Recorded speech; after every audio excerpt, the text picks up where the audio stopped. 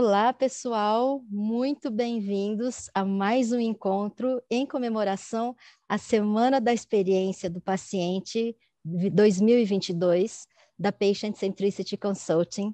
Eu sou a Nancy e hoje estou aqui para apresentar para vocês as nossas palestrantes, duas pessoas muito queridas e que nós estamos extremamente felizes com o nosso coração aqui lotado de carinho, de amor, né, por essas duas amigas queridas, né, e que vão nos brindar, né, com um tema de palestra aqui incrível, que já começa com uma pergunta intrigante, né? A conexão humana é uma arte? Né? Então, como vocês sabem, nós escolhemos, né, o tema central desse evento, a experiência é uma arte, e hoje a gente vai falar de conexão humana. E para isso a gente convidou a doutora Maria Magalhães. Ela é médica com formação em psiquiatria e pediatria. A doutora Maria tem uma extensa formação na área de qualidade e segurança, ela é gestora corporativa de qualidade e segurança na SPDM e também CEO da Empática. Ela tem formação em psiquiatria e pediatria, MBA em gestão em saúde pelo INSPER Einstein, ela é Improvement Advisor pelo IHI e é Fellow pela ISQA, e tem mais de 20 anos de experiência em gestão de serviços de saúde, né? E, além do que, ela foi uma grande protagonista, né, da nossa primeira turma, do nosso curso de Storytelling. Então, a partir daí, né, nossa amizade, nosso relacionamento, nosso amor só vem crescendo por ela, que é uma pessoa muito querida aqui no nosso país, né? É uma pessoa que a gente tem aí uma admiração muito grande. E olha que dupla maravilhosa, né? A gente tem aqui com a gente a Natália Grise, que é a nossa coach, né, de storytelling aqui na Patient Centricity. Ela é docente, facilitadora da Escola de Experiência aqui da Patient Centricity Consulting. A Natália, ela é bacharel em artes cênicas pela Universidade de São Paulo, a ECA USP. Ela é atriz, contadora de histórias profissional, diretora teatral, dramaturga e mestre de cerimônias. Ela também é fundadora da A Hora da História, foi professora dos cursos de formação de voluntários para contação de histórias em hospitais no Instituto Viva e Deixe Viver, em São Paulo. Muitíssimo obrigada, Natália e Maria, por estar conosco aqui comemorando um tema tão importante. Obrigada. Maria, por favor. Depois de tanto elogio, é recíproco o carinho, o amor que eu tenho por vocês, né? E eu gostaria de agradecer, é uma honra estar aqui e um prazer também, né? E vamos tentar dividir, né, reflexões sobre a arte e as conexões humanas, né? A experiência humana, né, no cuidado de saúde. Então, essa escultura do Rodin, um escultor francês, chama As Mãos da Catedral, né? Ela foi feita em 1908 e os estudiosos de Rodin, eles falam que esse formato dessa mão, né, contém um vazio dentro, que significa uma conexão com a espiritualidade. É como se esse vazio fosse um templo, um lugar para preencher com coisas de conteúdo emocional. E a catedral, por Rodin, significa o templo, o corpo, né? Então, a mão seria o corpo, né, abraçando o conteúdo espiritual, o lugar de conexão dentro do ser humano, né?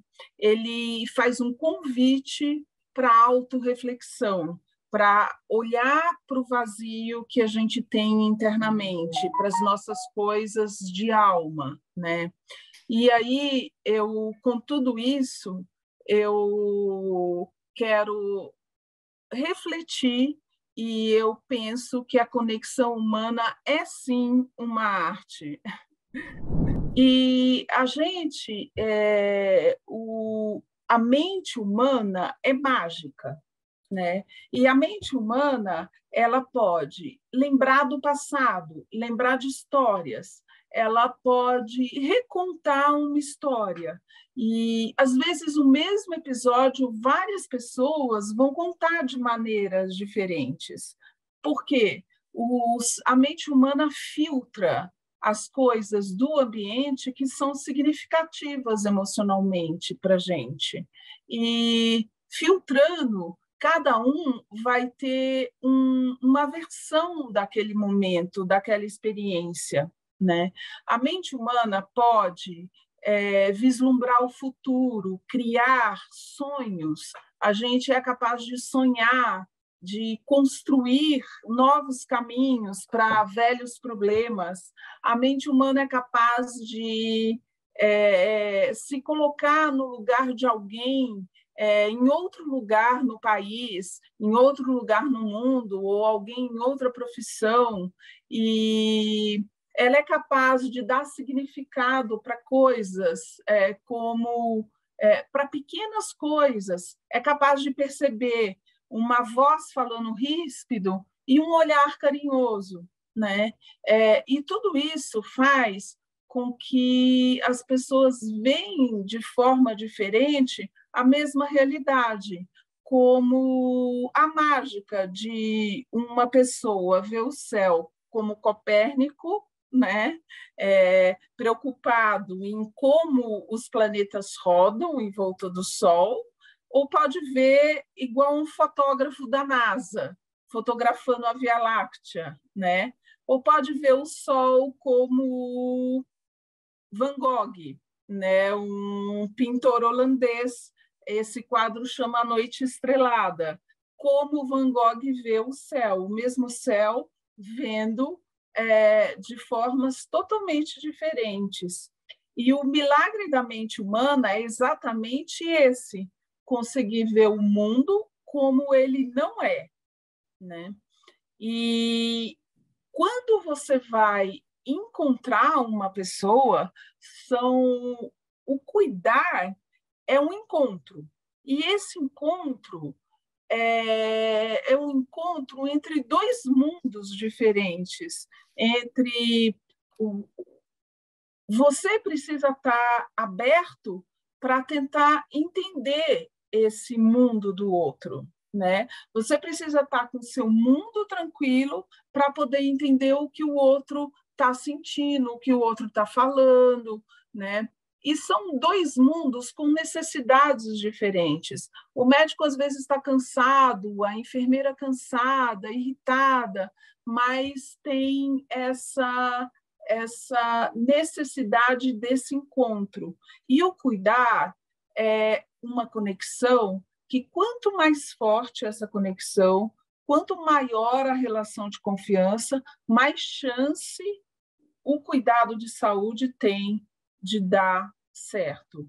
Por quê? O médico tem que, em certas horas, perceber o que o paciente não quis falar, está sem jeito de falar. Ele pode tornar um procedimento menos angustiante, aplacando algum medo, dando segurança para o paciente. Se o paciente está inseguro com aquela enfermeira, ele vai ter mais dificuldade de prestar atenção no que ela está falando, de entender o que ela está falando. Então, essa conexão é fundamental para a qualidade, para a boa condução de um cuidado de saúde humano.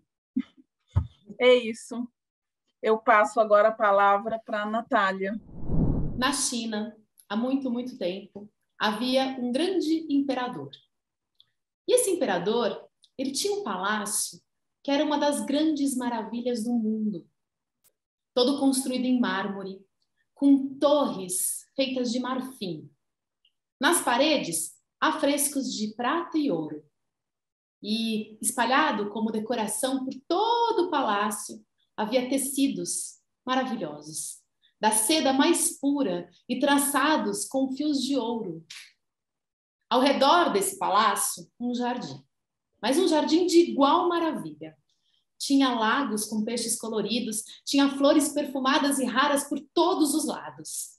Depois do jardim, uma mata. Pessoas do mundo todo vinham visitar esse castelo, esse palácio. Vinham e voltavam para suas terras, longe, distantes, contando que era o lugar mais belo de toda a China. Certo dia, esse imperador, todo orgulhoso do seu palácio, recebeu um presente de um amigo, do imperador do Japão. Era um livro escrito por um poeta que tinha passeado e visitado toda a China, e que contava as maravilhas dessa viagem. O imperador, orgulhoso, avidamente começou a ler esse livro. E quando chegou na parte que falava do seu palácio, esperou pelas novidades. E leu que o seu palácio era realmente magnífico. Talvez uma das grandes maravilhas do mundo. Mas que a maior, a mais bela coisa que este poeta tinha visto na China era o canto de um rouxinol que vivia na mata, próxima ao castelo. Quando o imperador soube disso, ele ficou estupefato e furioso ao mesmo tempo. Primeiro porque, então, o seu palácio não era a maior maravilha da China, e depois porque ele nunca havia sequer ouvido falar nesse tal rouxinol de canto de ouro.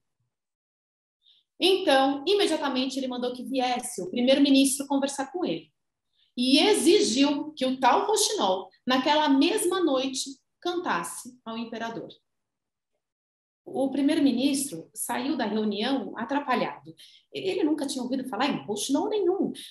E ao perguntar para nobres e para cavaleiros ali do palácio, ninguém nunca tinha ouvido falar nesse rouxinol. O primeiro-ministro até pensou que talvez fosse uma invenção, uma criação de um poeta apaixonado. Mas, segundo o imperador, ele não tinha chance, ele precisava trazer o tal rouxinol para cantar à noite. Então, decidiu ir à cidade e perguntar ao povo se conheciam o rouxinol. A primeira pessoa com quem ele encontrou, uma moça, já disse que sim, que ela conhecia, que já tinha ouvido esse canto maravilhoso muitas e muitas vezes. E, inclusive, sabia onde o rouxinol ficava.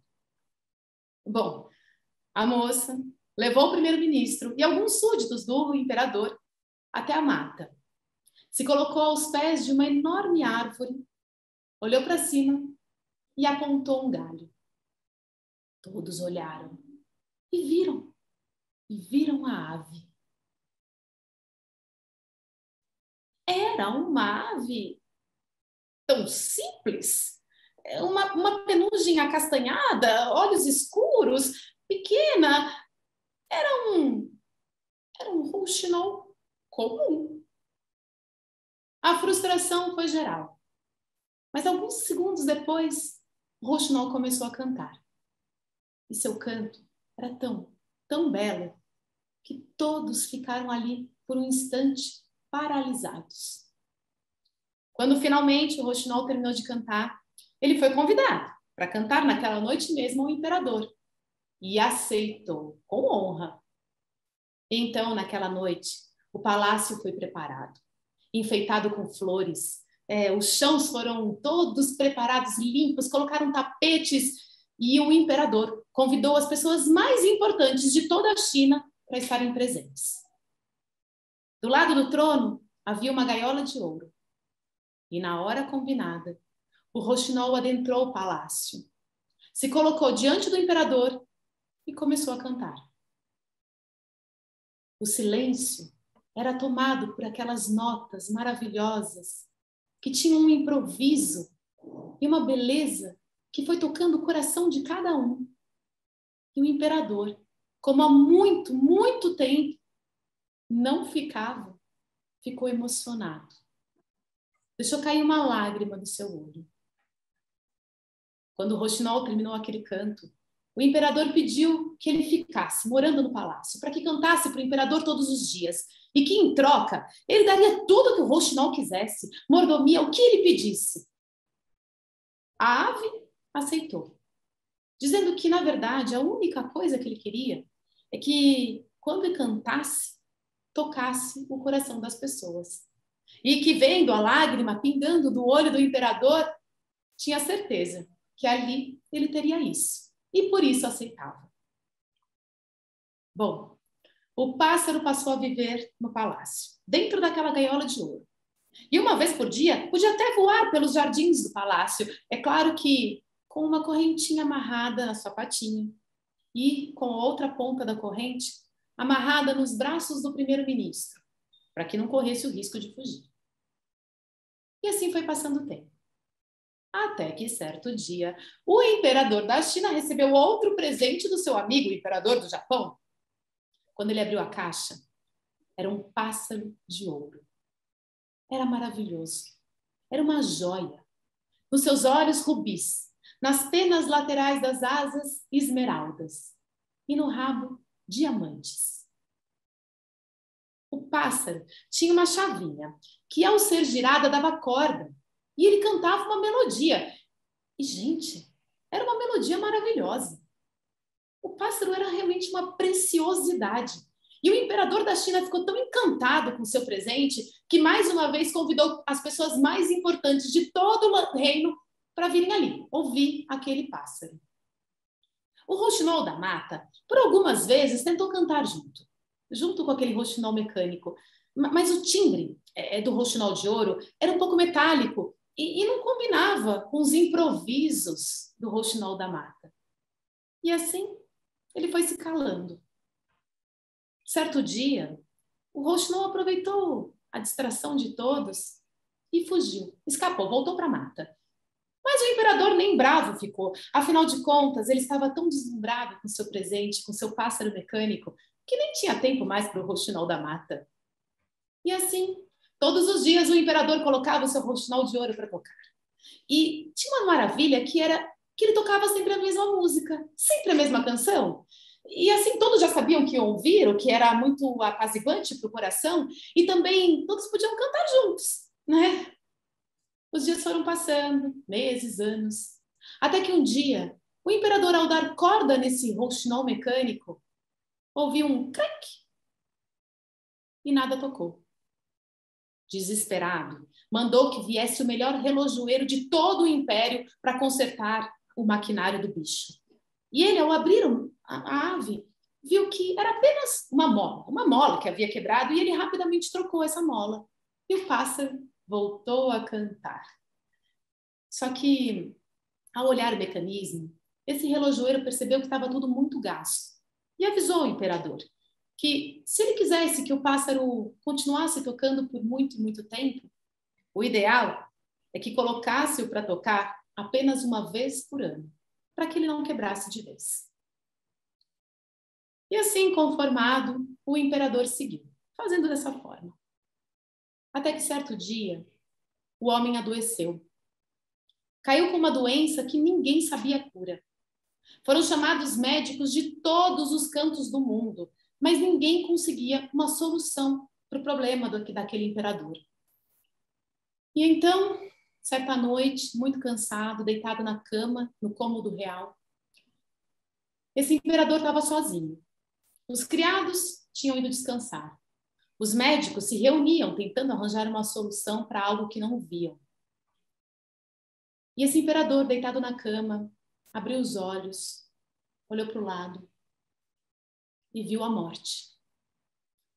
Vestida naquela assustadora túnica negra e olhando fixamente para os olhos dele. O imperador entendeu que eram seus últimos momentos de vida e rapidamente lançou os olhos para o outro lado do cômodo, procurando pelo seu pássaro dourado, e o encontrou numa poltrona distante, sob uma almofada de cetim. E então o imperador implorou que, por favor, a ave cantasse uma última vez para ele. Mas a ave dourada não sabia cantar sozinha. Precisava que alguém lhe desse corda. E o imperador não tinha forças nem para se levantar da cama e sequer para chamar alguém para ajudar. E assim, aquele quarto foi tomado por um enorme silêncio e por uma tristeza profunda. Alguns instantes passaram e, de repente, um canto tomou conta de todo o ambiente. Era um canto alegre, improvisado, e que vinha da janela, do outro lado do cômodo. E quando o imperador olhou, viu ali o rouxinol da mata, que tinha ficado sabendo da situação dele e tinha vindo cantar para ele. O imperador, ouvindo aquele canto, entendeu que ali havia uma amizade, que ali havia uma real conexão. E então, aquele ambiente foi tomado por aquela alegria. Quando acabou o canto, o imperador implorou que o rouxinol ficasse morando no castelo, ali no palácio, e que cantasse todos os dias como antes para o imperador. Mas a ave disse que não, que a vida dela era de liberdade e que ela iria embora, mas que, dia ou outro, voltaria para cantar de improviso para o imperador. E foi embora. Na manhã seguinte, quando os médicos e criados adentraram aquele cômodo, esperavam encontrar aquele imperador moribundo. Mas, pelo contrário, o viram ativo, cheio de vitalidade. E assim, aquele homem passou por muitos e muitos dias. E, na verdade, nunca por ali ninguém soube o real motivo da sua cura. Esse é um conto do Hans Christian Andersen, chamado O Rouxinol e o Imperador. Queria convidar a Maria para voltar aqui e conversar um pouco mais com a gente sobre essas coisas maravilhosas lindo. Que ela está falando. O cuidar, a cura, né? A cura ela é muito mais ampla. Eu lembrei da definição de saúde da Organização Mundial de Saúde, né? Onde a saúde não é apenas um bem-estar físico, mas um bem-estar integral, emocional, social, né? E que reflete também a necessidade de ver o ser humano como pessoa, como na sua integralidade, né? Falando em imperador, eu lembrei de um trecho da Margarete Yourcenar, que é Em Memórias de Adriano, onde o imperador, relata o seu constrangimento, né? E ele fala como é difícil ser imperador despido na frente do seu médico, né? E despido não só fisicamente, mas de alma, tendo que contar seus segredos, né? Assim, numa situação de dependência, de vulnerabilidade, de fragilidade, mostrando o seu lado mais frágil, né? Que ele estava acostumado a esconder como imperador, né? E é muito, muito bonita a forma como ele fala sobre a relação do profissional de saúde com o paciente. E ele me lembra também como essa vulnerabilidade e esse ter que se entregar seu corpo para outra pessoa cuidar, entregar sua mente para outra pessoa cuidar, tem uma conotação, um medo, uma angústia e uma necessidade de pôr no outro um papel de perfeição, de herói, né? É muito difícil para alguém dar o seu corpo para alguém operar se ele acha que a pessoa é falível, né? Se ele entra em contato com a realidade humana, né? do outro.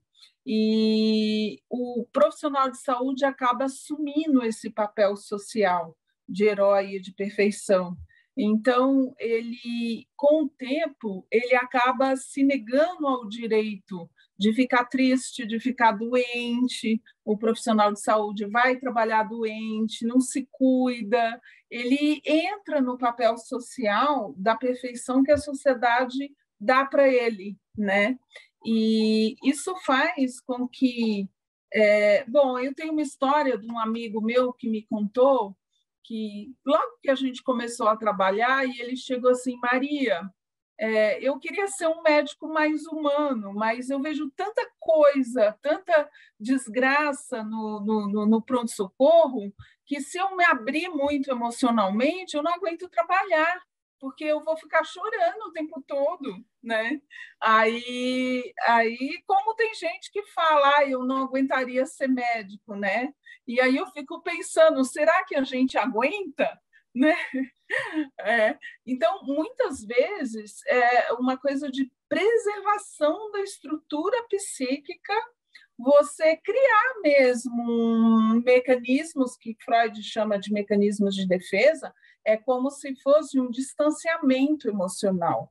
É um distanciamento saudável até emocional, né? O problema é que a gente faz isso uma vez, faz isso 2 vezes, faz isso 3 vezes, e a gente não trabalha.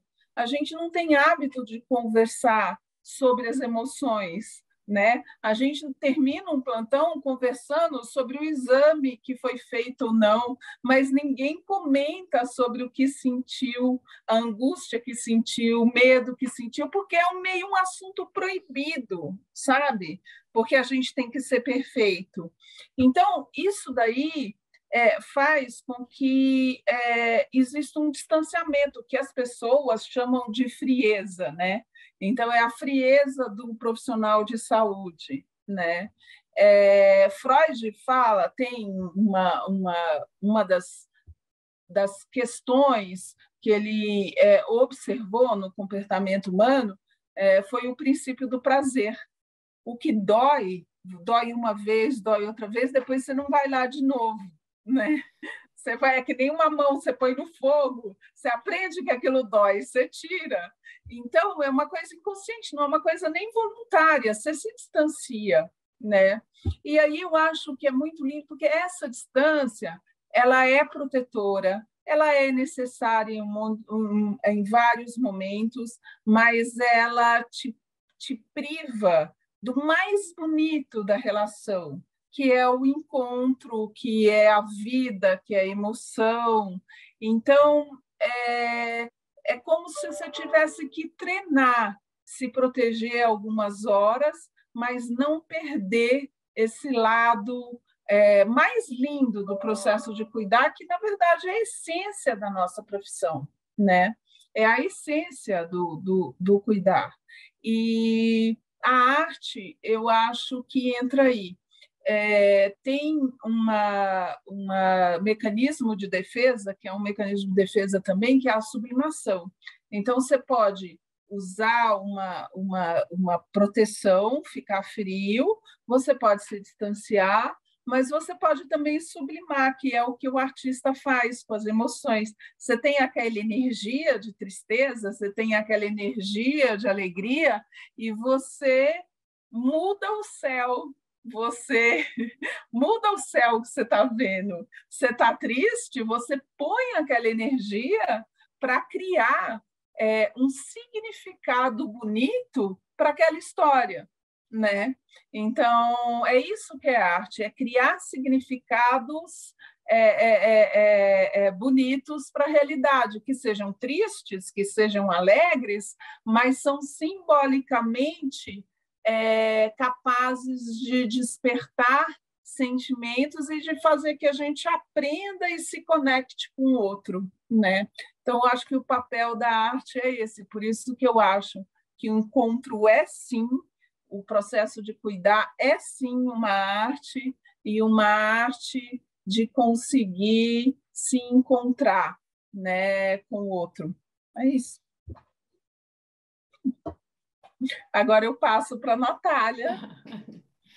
Gente, é tão maravilhoso, né? Porque eu, como artista, eu sempre me pergunto, eu sempre acho que medicina e cuidados são arte, né? Às vezes eu fico imaginando os processos internos mesmo de um profissional de saúde para driblar tudo isso, e driblar não, né? E se realmente se entregar para tudo isso de corpo e alma, né?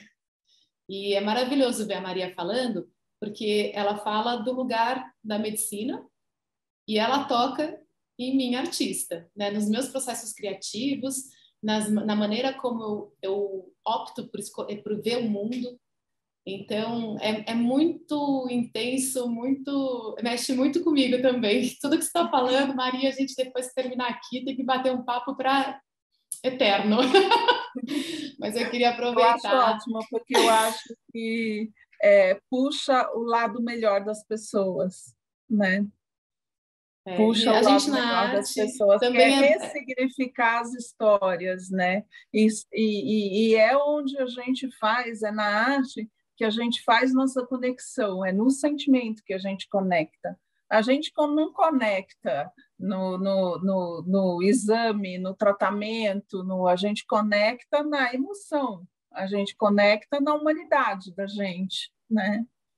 não, Nas e é maravilhoso. vulnerabilidades, né? Não, é maravilhoso porque assim, você fala da técnica e do interno. E dentro do mundo das artes, a gente também tem isso. A gente tem muito essa coisa de, né, de trazer à tona os sentimentos e a real, o que realmente está causando naquele momento na gente algo, mas a gente também tem a técnica. E a gente, o grande artista é aquele que consegue juntar os dois, né? Que não fica só no emocional, que não fica só na técnica, que une. E você está dizendo para a gente que na medicina também, que o bom profissional, né, dessa área, da área da saúde, é um profissional que tem uma técnica maravilhosa, mas que também coloca o sentimento, né, Eles estão a colocando na dispor. China máquinas para atender as pessoas, né? Mas acontece que a máquina não vai olhar no olho do paciente e perceber que ele não está querendo te contar alguma coisa que você vai ter que usar de um aconchego melhor, uma abertura melhor para ele se sentir à vontade em contar, né? Então, tem uma parte da relação que nunca a máquina vai abarcar. E essa é a parte da arte, né? A parte do encontro, né? Maravilhoso. Queria aproveitar para contar uma última história, que é a história de um homem que ao longo da sua vida ele foi ficando desestimulado, foi ficando triste e mais nada fazia sentido. O seu trabalho, que antes era um trabalho que animava a sua alma, agora não. Agora é um trabalho mecânico, repetitivo, sem sentido. A sua casa era uma casa fria, onde ele não queria ficar. A sua esposa, que antes era cheia de graça, agora parecia meio descuidada, distante. E esse homem ele foi ficando tão triste, que certo dia, ao dormir, antes de dormir, ele se ajoelhou aos pés da sua cama e ele fez uma prece e pediu que Deus lhe indicasse o caminho do paraíso, porque ali ele não queria mais viver. E foi dormir. E durante a noite, esse homem teve um sonho. E nesse sonho estava indicado a direção do paraíso. Então esse homem acordou antes da esposa, antes mesmo do sol nascer, juntou umas poucas coisinhas e tomou o rumo que Deus havia lhe indicado. E foi andando. Ele vivia num vilarejo no alto de uma montanha, então ele desceu essa montanha e foi seguindo. Andou 1, 2, 3 dias inteiros sem dormir, porque ele tinha medo de, ao dormir, esquecer o caminho, esquecer a direção que Deus havia lhe indicado. Só que ao fim do 3º dia, ele já não aguentava mais, ele estava exausto. Então ele teve uma ideia. Ele tirou os seus sapatos e os colocou apontando na direção que Deus havia indicado e finalmente foi dormir. Só que durante a noite viu um bicho, remexeu aqueles sapatos e os virou exatamente para a direção oposta. Quando o homem acordou, ele não percebeu nada. Viu para onde os sapatos apontavam, calçou os sapatos e seguiu o caminho. Andou 1, andou 2, andou 3 dias. E foi aí que ele se viu aos pés de uma colina. E lá em cima, um vilarejo. O paraíso. Ele subiu aquela colina e chegou naquele lugar com o dia começando, o sol chegando, os adultos indo para o trabalho, de bicicleta, os velhinhos na praça jogando dominó, as crianças com as mochilas nas costas indo para a escola, aquelas coisas tão cotidianas, tão simples, mas que ali no paraíso elas eram diferentes, eram especiais. O homem começou a andar por aquele lugar e reparou que era muito parecido com a vila da onde ele tinha saído. Então ele pensou que, bom, se esse lugar é tão parecido com o lugar de onde eu venho, certamente tem uma rua como a minha. Andou por caminhos conhecidos. Ele chegou numa rua, exatamente como a sua.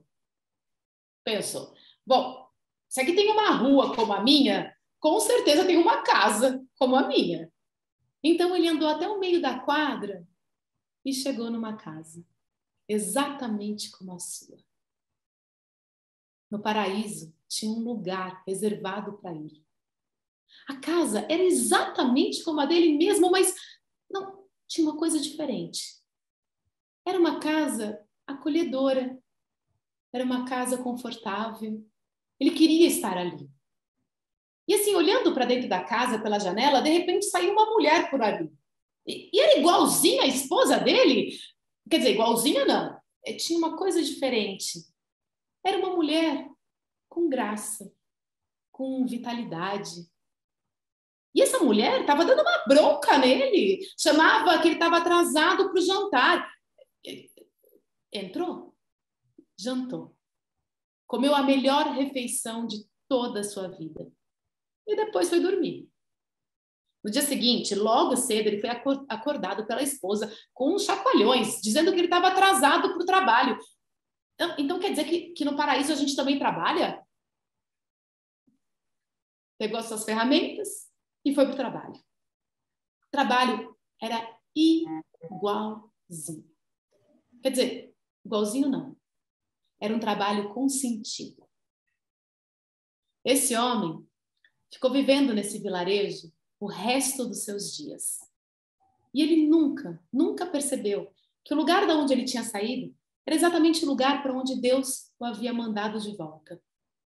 Porque naquela boa e velha vida, esse homem viveu cada um dos seus dias como se realmente estivesse no paraíso. Esse é um conto da tradição judaica chamado A Caminho do Paraíso. Queria agradecer imensamente o convite da Nancy, da Kelly, agradecer essa parceria tão especial, maravilhosa com a Maria, que esses papos continuem muito e muito. Muito obrigada, é uma honra eu estar aqui hoje com vocês, meninas. Maria e Natália. Uau! Que explosão, gente, né? De sentimentos, de emoções. Vocês duas trouxeram tanta sabedoria, né? Tanta inspiração e mostraram para a gente que realmente, né? Como Maria colocou, técnicas são importantes, né? Nosso conhecimento científico, sem dúvida, isso é imprescindível. Mas como você disse, Maria, é no sentimento que a gente se conecta e é na humanidade, né? Que a gente se encontra e vê sentido nas coisas, né? E que isso faz com que a gente entenda o poder da conexão humana e nos faz entender também que a experiência humana dessa forma vale muito, muito a pena ser vivida, né? Então, eu queria agradecer muito a vocês duas pela generosidade, pela alegria, pela energia positiva, tá? Por tudo que vocês compartilharam aqui conosco e abrilhantaram a semana da experiência do paciente 2022 da Patient Centricity. Muito, muito obrigada. Maria, Obrigada. quer se despedir? Eu quero, assim, não tem nem o que falar. Para mim foi uma honra e um prazer imenso. É muito emocionante estar falando sobre isso, podendo falar e esse espaço numa, assim, num evento, né? É muito especial e muito importante para a saúde, cada vez mais, conforme o contexto de equipamentos, de máquinas, de fragmentação, cada vez é mais importante esse tipo de trabalho, esse entendimento. Então, só tenho a agradecer também, sai com meu coraçãozinho nutrido de amor. Obrigada. Obrigada, meninas. Obrigada por terem também, gente, né, trazido um lado, né, que dificilmente se traz, que é essa questão da experiência, né, do profissional de saúde. Então, muito obrigada por terem trazido de uma maneira tão linda, né, tão poética, tão rica, né, a experiência que e os desafios que o profissional de saúde vivem, né, nessa arte do cuidar. Muito obrigada de coração.